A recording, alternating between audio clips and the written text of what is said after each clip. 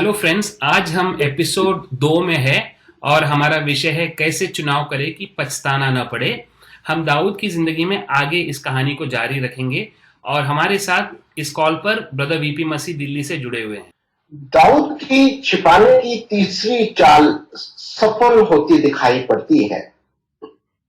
उसने बतशेबा को अपनी पत्नी ग्रहण कर लिया है और उसने दाऊद को एक बेटा भी दिया है। दाऊद के बुरे चुनाव उसी की रहस्यमय बातें हैं। इन्हें कोई नहीं जानेगा या फिर सब जान जाएंगे। ओके, हम दूसरा सैमुअल अध्याय 12 1 से 6 को पढ़ेंगे और दाऊद के प्रत्येक उल्लेख पर, जिस तरह हमने पहले एपिसोड में किया था, हम रेखा खींचेंगे। दूसरा शमूएल 12वां अध्याय 1 से 6 हम पढ़ते हैं। तब यहोवा ने दाऊद के पास नातान को भेजा और वह उसके पास जाकर कहने लगा, एक नगर में दो मनुष्य रहते थे, जिनमें से एक धनी और एक निर्धन था। धनी के पास तो बहुत सी भेड़ बकरियां और गाय बैल थे, परंतु निर्धन के पास भेड़ की एक छोटी बच्ची को छोड़ और कुछ भी ना था, और उसको उसने मोल लेकर जिलाया था। वह उसके यहाँ उसके बाल बच्चों के साथ ही बड़ी थी। वह उसके टुकड़ों में से खाती और उसके कटोरे में से पीती और उसकी गोद में सोती थी, और वह उसकी बेटी के समान थी। फिर धनी के पास एक यात्री आया और उसने उस यात्री के लिए, जो उसके पास आया था, भोजन बनवाने को अपनी भेड़ बकरियां या गाय बैलों में से कुछ न लिया, परंतु उस निर्धन मनुष्य की भेड़ की बच्ची लेकर उस जन के लिए, जो उसके पास आया था, भोजन बनवाया। तब दाऊद का कोप उस मनुष्य पर बहुत भड़का और उसने नातान से कहा, यहोवा के जीवन की शपथ, जिस मनुष्य ने ऐसा काम किया वह प्राण दंड के योग्य है, और उसको उस भेड़ की बच्ची का चौगुना भर देना होगा, क्योंकि उसने ऐसा काम किया और कुछ दया नहीं की। ओके, हम सवाल जवाब में जाएंगे। पहला सवाल देखेंगे। हमने अभी वचन 1 पर, वचन 5 पर दाऊद का निशान, दाऊद पर हमने निशान लगाया, तो हम वचन 1 और 5 को देखेंगे और आप बताइए कि दाऊद के बारे में हम यहाँ पर क्या सीखते हैं। वचन 1 और 5 में बाकी की कहानी हम अगले अगले सवाल में जाएंगे और बाकी कहानी देखेंगे। वचन 1 के अनुसार यहोवा ने दाऊद के पास नतान नबी को भेजा। यस। और दाऊद नतान नबी ने उसको एक दृष्टांत के जैसे कुछ कहानी सुनाई। Very good. और 5वें आयत के अनुसार जब उसने ये दृष्टांत, ये कहानी को सुना, तो दाऊद का कोप उस मनुष्य के प्रति बहुत भड़क उठा और उसने कहा कि जिस मनुष्य ने ऐसा काम किया है वह तो प्राण दंड के योग्य है। और उसके अलावा उसने वचन 6 में भी कहा कि उसे क्या करना पड़ेगा, उसे किस तरह उसका भुगतान करना उसको उसके बच्ची का 4 गुना भर देना होगा, 4 टाइम्स। तो और उसको ऐसा काम बहुत कठोर दंड देना चाहता था उसको। तो ये जो है, ये कंटिन्यूएशन है स्टोरी का। हम इस कहानी को आगे हम देख रहे हैं। पहले कहानी में, पिछले एपिसोड में हमने देखा कि यहोवा क्रोधित हुआ, तो ये दाऊद ने ये जो काम किया था, इससे यहोवा क्रोधित हुआ, और उसके प्रोग्रेशन में, उसके आगे जो कहानी है, यहोवा ने नाथान को दाऊद के पास भेजा। तो ये अपने नबी को दाऊद के पास भेज रहा है। अगले सवाल में जाएंगे और इस कहानी में थोड़ी सी और छानबीन हम करेंगे और देखेंगे कि कहानी की कंटेंट क्या है, इसका जो पूरा जो एसेंस क्या है करके हम देखेंगे। इन 6 वचनों में होता क्या है, तो अभी बताइए कि क्या हो रहा है यहाँ पर। दृष्टांत दृष्टांत क्या है, क्या हो रहा है, थोड़ा वचन 2 से समझाइए।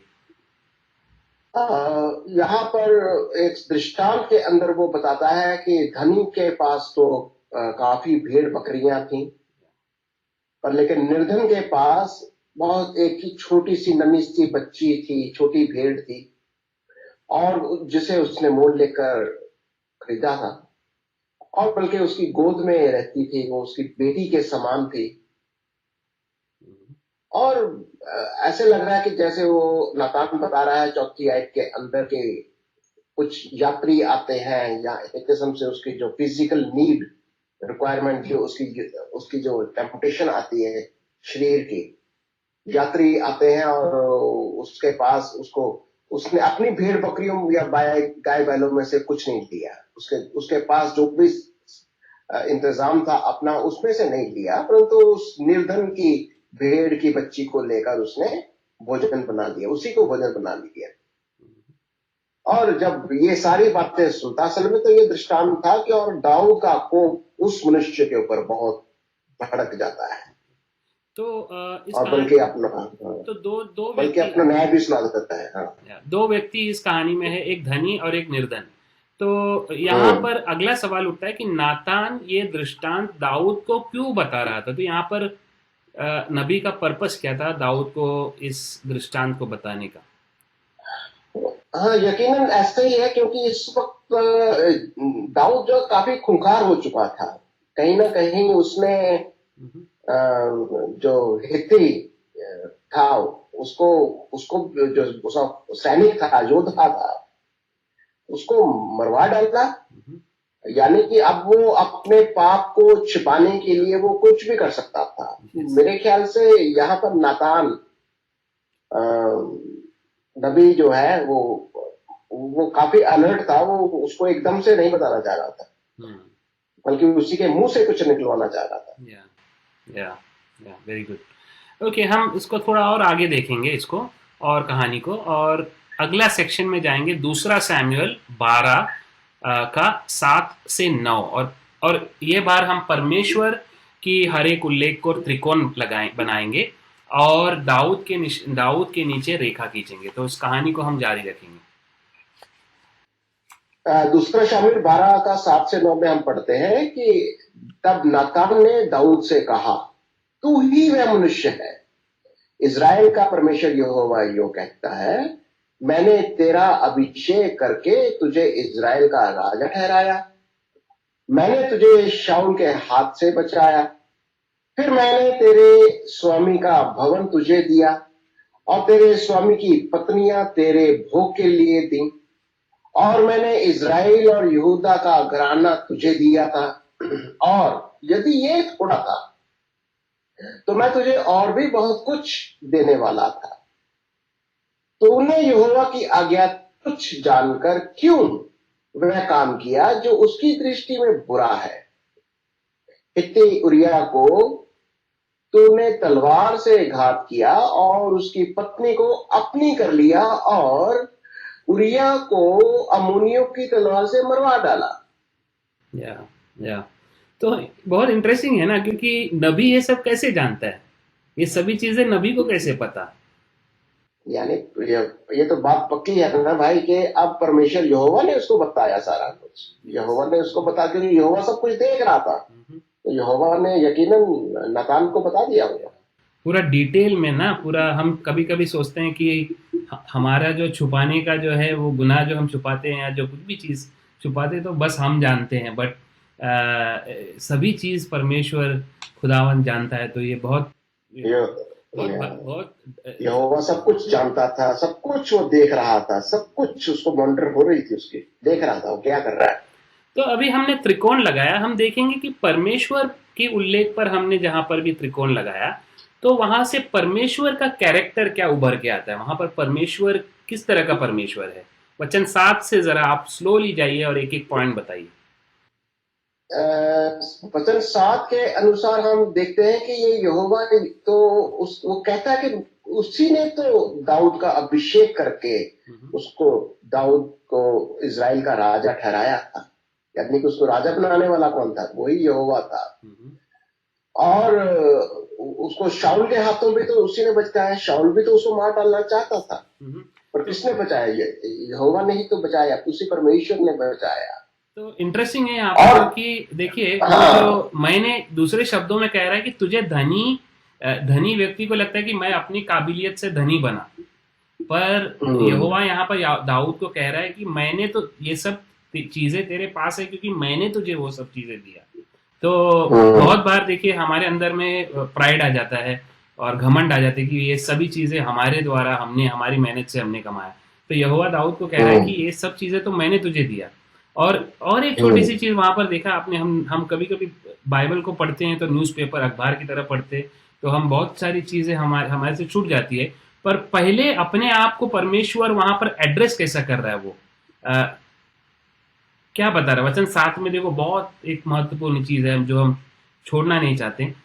इज़राइल का परमेश्वर, देखिए हाँ वो अपने आप को डिस्टिंग्विश कर रहा है दूसरों से, दूसरे जो जो जो अन्य जाति के जो भी है उससे डिस्टिंग्विश कर रहा है, कह रहा है कि मैं इज़राइल का परमेश्वर हूँ, इज़राइल का, और अपना नाम भी बता रहा है वहां पर। देखिए बिल्कुल जी, ना बिल्कुल वो अपने आप को आइडेंटिफाई करता है कि वह कौन है, कौन सा परमेश्वर है, इज़राइल का परमेश्वर यहोवा। यस, बहुत बहुत इंपॉर्टेंट है ये, क्योंकि हम इज़राइल का परमेश्वर हो, यूनिक परमेश्वर है वो, एकमात्र परमेश्वर है।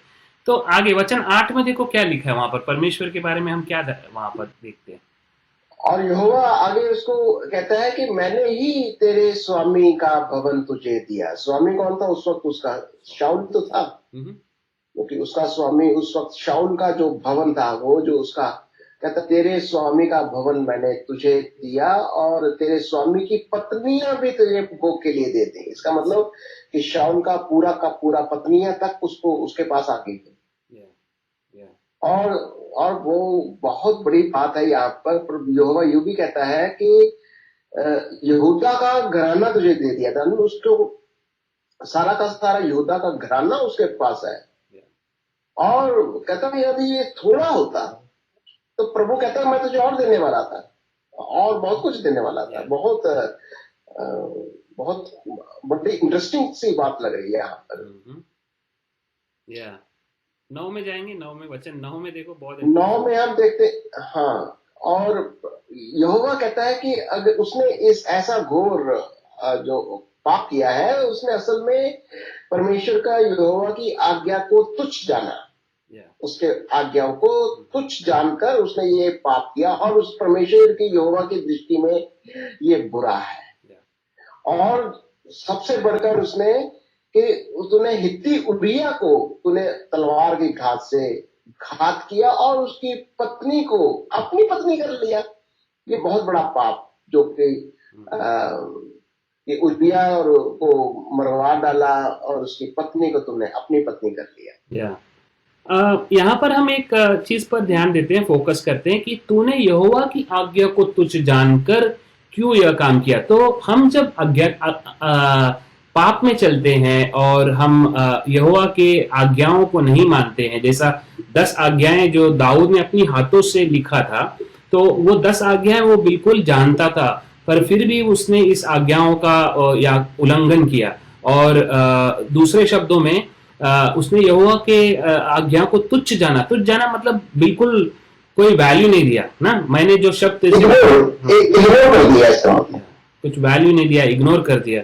तो और यहोवा इस काम से बहुत क्रोधित हुआ। तो यहाँ पर वचन 9 के लास्ट में लिखा है, उरिया को अम्मोनियों की तलवार से। ये बहुत ये एकदम इंटरेस्टिंग है, बिकॉज हर चीज वो जानता था कि वो किस तरह तूने उसको घात कराया, किस तरह उसका कत्ल तूने कराया, अम्मोनियों की तलवार से मार डाला। तो वो भी वो बहुत परफेक्टली जानता था। तो बहुत बार ये हमें सीख मिलता है कि हमें भी केयरफुली बहुत जीना है, और यहोवा सब देख रहा है। अगले सवाल में जाएंगे, दाऊद के बारे में आपने क्या सीखा। तो अभी हमने देखा, तो जस्ट एक रैप अप कीजिए, दाऊद के बारे में हम क्या सीखते हैं यहाँ पर। हाँ, यहाँ पर हाँ, राजा दाऊद के बारे में हम देख रहे हैं कि उसने प्रभु की आज्ञाओं को तुच्छ जाना, यानी कहीं ना कहीं कुछ तो बहुत सारी, कुछ नहीं बल्कि बहुत सारी घमंड की कहीं ना कहीं बात आ रही है कि उसको वचन को, आज्ञाओं को तुच्छ जान रहा है। ये सबसे गंभीर बात आ रही है, और परमेश्वर भूल गया है कि किसने उसको ये सब कुछ दिया है। दाऊद के बारे में और ये कहीं ना कहीं मतलब कि सारे के सारे गुनाह, मर्डर वो बन गया, व्यभिचारी वो बन गया, और जो सारी हमने अभी जो उसके बारे में देखी है लालसाएं, और जीविका का घमंड, मतलब अपने राजा के पद का वो जरूर से ज्यादा ही घमंड हो गया उसको। हम्म, हम्म। अगले सवाल में जाएंगे। तो दृष्टांत नातान ने दाऊद को बताया और दाऊद की अपनी स्थिति के बीच क्या क्या समानताएं हैं, इन पर विचार विमर्श कीजिए। तो हम अभी ये वचनों को हम दृष्टांत के साथ कंपेयर करेंगे। तो हम अभी मैं स्क्रीन पर इस वचन को रख रहा हूं और मैं आपसे पूछ रहा हूं कि इस वचन को आप देखकर मुझे एक से एक बताओ। मैं आपसे पूछूंगा कि ये कौन है, ये कौन है, ये कौन है, आप बताइए कि कौन है। तो यहाँ पर धनी व्यक्ति कौन था यहाँ पर? यकीनन ये धनी व्यक्ति दाऊद है। दाऊद है, वेरी गुड। धनी व्यक्ति दाऊद है। और निर्धन? और, और निर्धन यही यती उरिया, जिसकी पत्नी का उसने व्यभिचार किया। और भेड़, जो एक भेड़ था वो भेड़ उसकी पत्नी हो गई। बत्शेबा, उसके साथ उसकी क्या संबंध भेड़, थी? मतलब संबंध भी वहां पर बताया कि किस तरह का संबंध था ना। तो हमने देखा उसके साथ। हाँ, जैसे बाप बेटी का संबंध, एक भेड़ का संबंध, उसकी गोद में रहती है, बहुत प्रेम करता है, कुछ ऐसा संबंध था, बहुत मतलब कि प्यारा सा संबंध है। और यहाँ पर लिखा है कि वो, परंतु निर्धन के पास भेड़ की एक छोटी बच्ची को छोड़ और कुछ भी हम्म। ना था। एक छोटी बच्ची को छोड़ और कुछ भी ना था। उसके उसने मोल लेकर जिलाया था। मोल देकर मतलब वो हम्म। प्राइस देकर उसने खरीदा था। वो उसके यहाँ हम्म। उसके बाल बच्चों के साथ बड़ी थी। वह उसके टुकड़ों में से खाती है और उसके कटोरों में से पीती और उसकी गोद में सोती। तो जो एकदम नजदीकी रिलेशनशिप वहां पर दिख रहा है, वहां पर जो हम्म। रिलेशनशिप है वो। बहुत नजदीकी। और वो बहुत उसकी नजदीकी बेटी था। के समान थी। तो ये हो गया। यात्री आपने पहले बताया। यात्री कौन है इस कहानी में? मोस्ट प्रोबेबली यात्री कौन है यहाँ पर? यात्री आजमाइश है उसकी मेरे ख्याल से, क्योंकि टेम्पटेशन है शैतान का, या कहेंगे मन की, जो उसकी भावनाएं, जो लालसाएं, जो उसका जो उसको उस स्त्री की ओर, उस बत्शबा की ओर जो उसने अपनी लालसा रखी, तो ये लालसाओं को एक व्यक्ति की तरह दर्शा रहा है कि कोई व्यक्ति आया, लालसा आई, या लालसा आई उसके मन के अंदर, तो लालसा को की वजह से तो वो अटैक्ट हुआ ना उसके साथ। यस, बिल्कुल, बेशक। इसमें नातान की क्या भूमिका थी? किस बात ने इसे कठिन बनाया और क्यों? तो नातान के बारे में बताइए। अभी नातान को काम आसान था, कठिन था? नाथान के लिए तो मुश्किल ही काम था, क्योंकि अभी वो किससे डील कर रहा था? एक राजा को, राजा दाऊद से को वो ये कहना है कि वो व्यभिचारी है। और असल में व्यभिचारी अगर वो सीधा सीधा उसके मुंह पर उसको बोल देता, तो पहली बात तो राजा बहुत ही क्रोध में आ जाता और उसको मार भी सकता था। दूसरा, उसने ये दृष्टांत के द्वारा असल में उसी के मुंह से कहलवा दिया कि ऐसा काम करने वाला वह खुद है। तो कहीं ना कहीं उसने बहुत प्रभु की उस बुद्धि का इस्तेमाल किया कि इस बात को उसके सामने कैसे रखना है। आपने एक शब्द का इस्तेमाल किया, खूंखार बन गया था करके, खूंखार। तो वो हाँ, हाँ, बहुत हाँ। बहुत इंपॉर्टेंट है। बाय दिस टाइम राजा दाऊद बहुत बहुत ज्यादा खूंखार बन गया था। वो कुछ भी कर सकता था। तो अगर वो उरिया के हाथों अपने अपने मौत का फरमान, उसकी मौत का फरमान जोआब के पास भेज सकता, तो नातान के साथ भी कुछ भी कर सकता था। तो उसकी भूमिका और भी बहुत हम्म। कठिन हो रही थी। तो अगले सवाल में हम्म। जाएंगे कि नाथान को क्या चुनाव करना पड़ा? यहाँ पर क्या चुनाव था? दो चुनाव था। हाँ, अभी नातान को तो ये चुनाव करना था कि अभी राजा के पास जाकर इस बात को जो यहोवा ने उसको कही है रखना है। चुनाव तो ये था ना कि या तो वो डर के चुपके से चुपचाप रहता, प्रभु की आज्ञा का पालन ना करता। यस। अगर उसको प्रभु की आज्ञा का, जो उसने कही थी कि जाकर इससे बोलना है, अब बुद्धि का इस्तेमाल किया उसने, और उस बुद्धि का इस्तेमाल करके उसने दाऊद से बात करी कि उसके साथ जो भी किया उसने, वो प्रभु की बात को अपने बुद्धिमानी से मेरे ख्याल से नातान ने बताया, और उसने परमेश्वर की आज्ञा का पालन भी किया। ठीक है, अगले सवाल में जाएंगे। एक एप्लीकेशन या लागूकरण का सवाल है। क्या आप भी नातान के समान ऐसी स्थिति में पड़े थे? उस स्थिति का वर्णन करें। तो यहाँ पर सवाल उठता है कि क्या आप भी नातान के समान किसी स्थिति में पड़े थे? ये हम दर्शकों के लिए छोड़ते हैं एक सवाल को। आप लोग सोचिए कि क्या आप भी कभी नातान के समान इस तरह की स्थिति में पड़े थे? दूसरा सवाल मैं इसमें ऐड करूंगा कि आप दाऊद की तरह थे कि नहीं। हमने भी दाऊद की तरह बहुत सारी गलतियां की है। तो हम एक साइड में नातान को देखते हैं, पर दूसरे साइड में हम अपने आप को दाऊद में पाते हैं। और हो सकता है हमारे साथ इतना बड़ा गुनाह हुआ नहीं होगा, पर हम आंखों से, हम हमारी चिंताओं से दिन ब दिन हम बहुत सारी चुनाव करते हैं।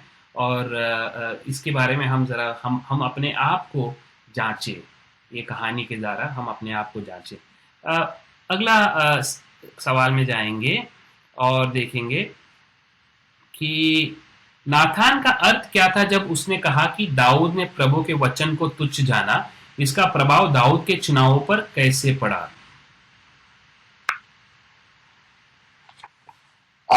मेरे ख्याल से टूट गया होगा जब दाऊद ने प्रभु के वचन को तुच्छ जाना। दाऊद पर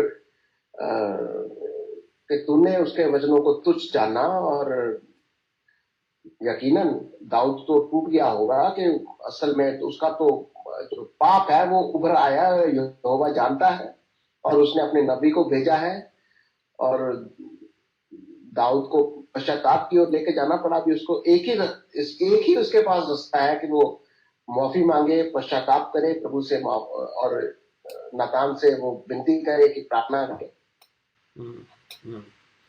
क्या आप ऐसे किसी व्यक्ति से परिचित हो जिसने प्रभु के वचन को तुच्छ जाना?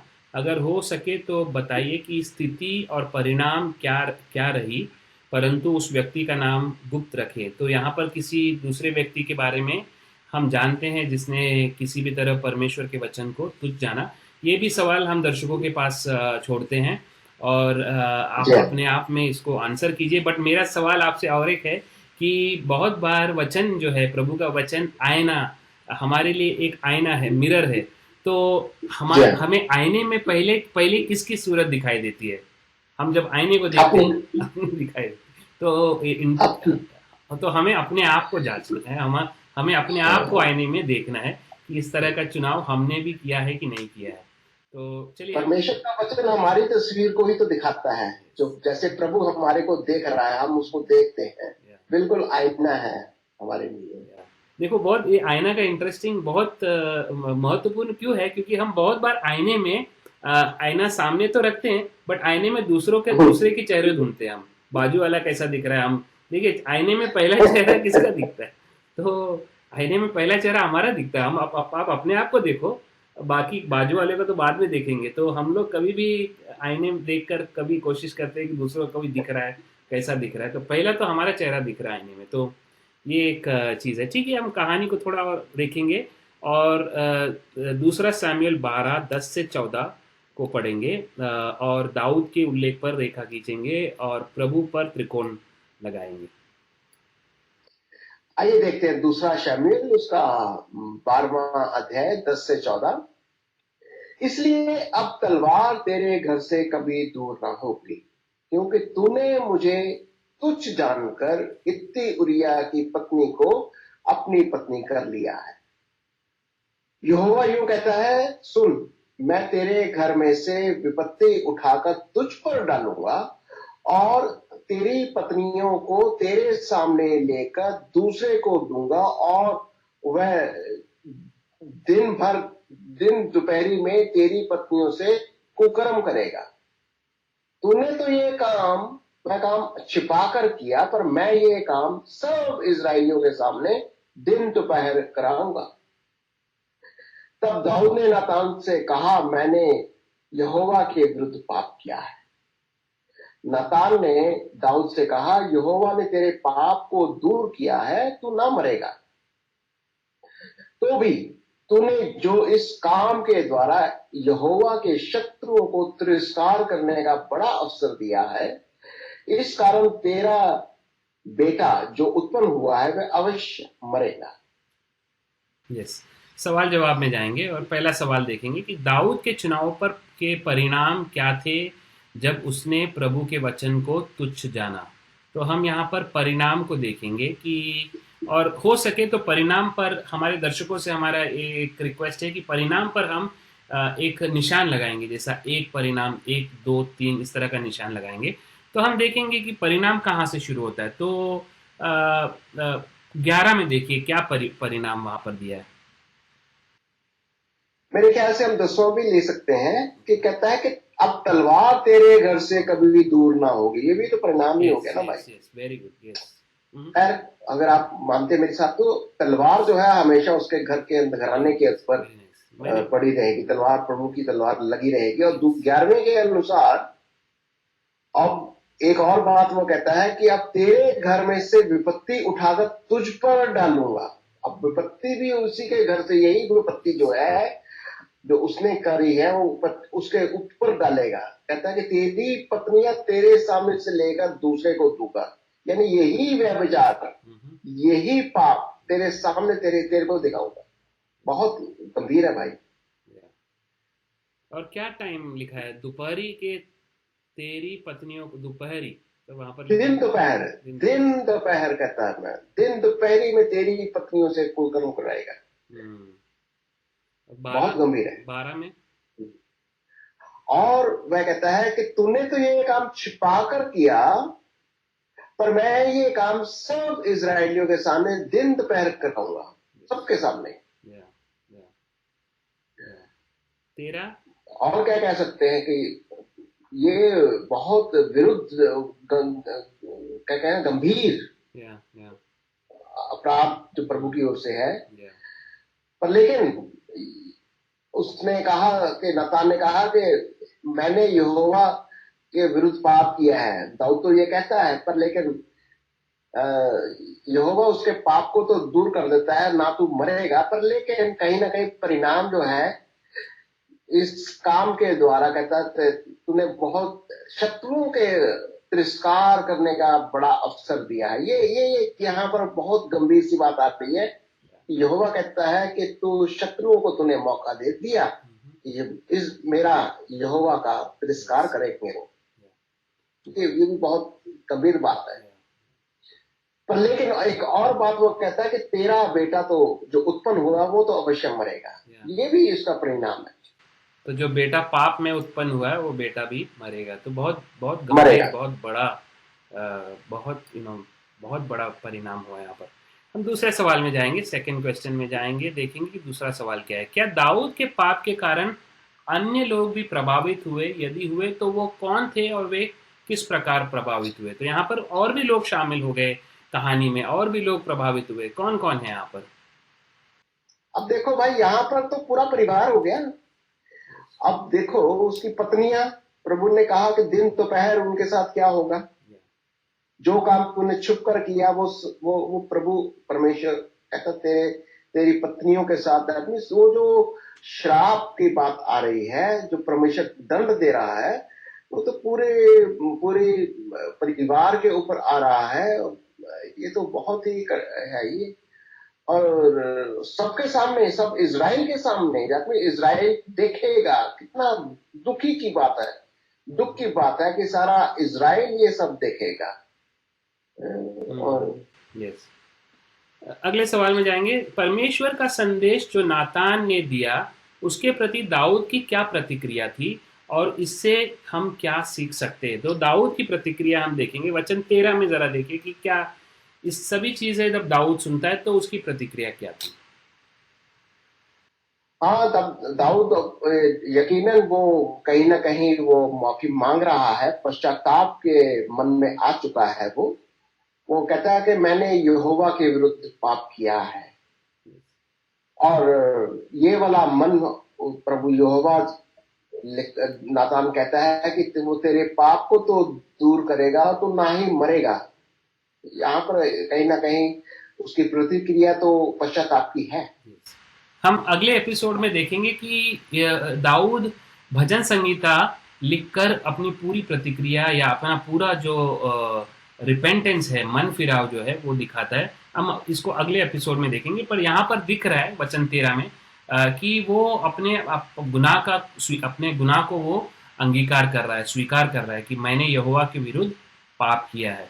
तो इससे हमें ये सीख मिलता है कि हम जब हमारा पाप हमारे सामने आता है तो हमें उसकी अंगीकार करनी चाहिए, न तो हमें किसी के ऊपर या किसी सरकमस्टेंस के ऊपर या किसी चीज़ के ऊपर डालनी चाहिए। तो हमें ओनरशिप या हमें उसकी जिम्मेदारी लेनी चाहिए। तो इन वचनों पर निशान लगाकर आपने परमेश्वर के बारे में क्या सीखा? आ, हम परमेश्वर के बारे में क्या सीखते हैं? हाँ, पहली बात तो हम तो ये देखते हैं कि यहोवा परमेश्वर सब कुछ देखता है और पाप का तो वो दंड देता है, इसमें तो कोई दो राय नहीं है। क्योंकि जब उसने पाप किया है तो यहोवा तो कहता है कि अब तो तलवार या नाश ये जो मरी है अब तेरे परिवार से दूर नहीं होगी, क्योंकि उसने यहोवा के वचन को तुच्छ जाना। ये तो हो गया है, उसके उस परमेश्वर ने न्याय तो कर दिया, दंड की बात तो आ ही गई है, कहीं ना कहीं उसको दंड सहना पड़ेगा और विपत्ति भी आती है उसके परिवार के ऊपर। यहोवा दंडित करता, पाप को तो दंडित करेगा, ये तो कहीं ना कहीं बात निकलती कि परमेश्वर पाप को दंड जरूर देता है। और वो और पार्शियलिटी नहीं करेगा कभी, हाँ जी, पार्शियलिटी नहीं करेगा। पार्शियलिटी नहीं करता, बल्कि खुल्लम खुल्ला कर देता है। वो फिर वो शर्माता नहीं है, फिर वो छिपाता नहीं है, वो पाप को खुल्लम खुल्ला उसका दंड देता है।